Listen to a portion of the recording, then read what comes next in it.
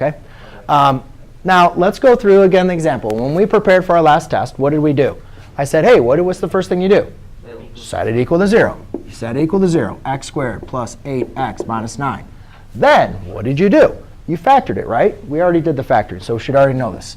0 equals x plus 9 times x minus 1. Then, now what do we do? What do? You apply the zero product property.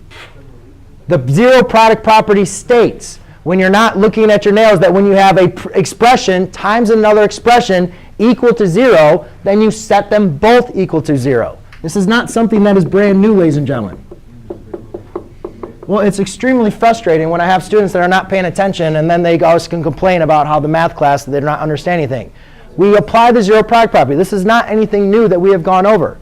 All right? And then also, they never come in and ask a question, but then they explain that they can't understand it when they're absolutely capable of understanding this information. So therefore, x equals -9 and x equals 1. So ladies and gentlemen, the only thing I added was just more factors. You don't need to multiply these. I'm not asking you. I'm saying find the zeros. Well, guess what? This is already in what form? Factored form. Because what are all of these? No, they're factors. But to find the zeros, you set each factor equal to 0.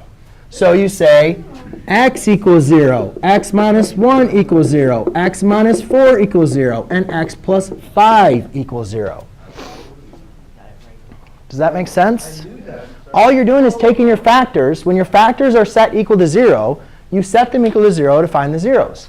And now you just solve. So your zeros in this case are x equals 0, x equals 1, x equals 4, and x equals -5. OK?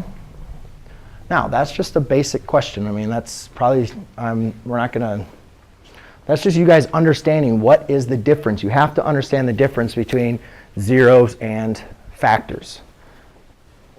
Because remember, guys, what did we do? We went from zeros, right? And then we wrote it that. And then if we could write the polynomial, it would be multiplying them.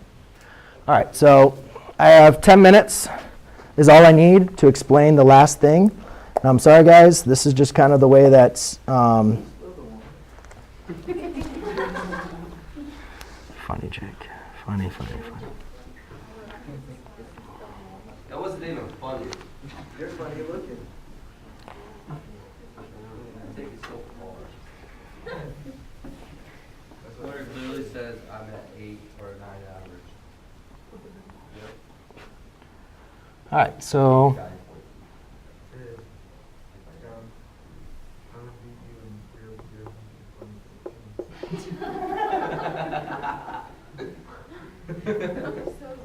What did he even say? I didn't hear you. He said something about like you know or something.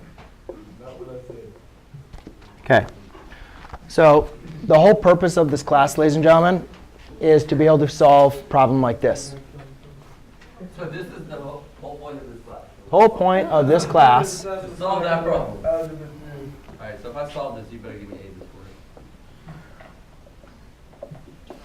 How about you earn A? Well, what I did this class period, if you guys, what I did was I basically took a problem like this, and I broke it down step by step by step. So I broke this down into multiple mini steps. So hopefully, if you guys were paying attention and writing this down, then you'll kind of see what we did is we took each and every step. I tried to focus and explain each and every step, because guess what you guys are going to see on your test?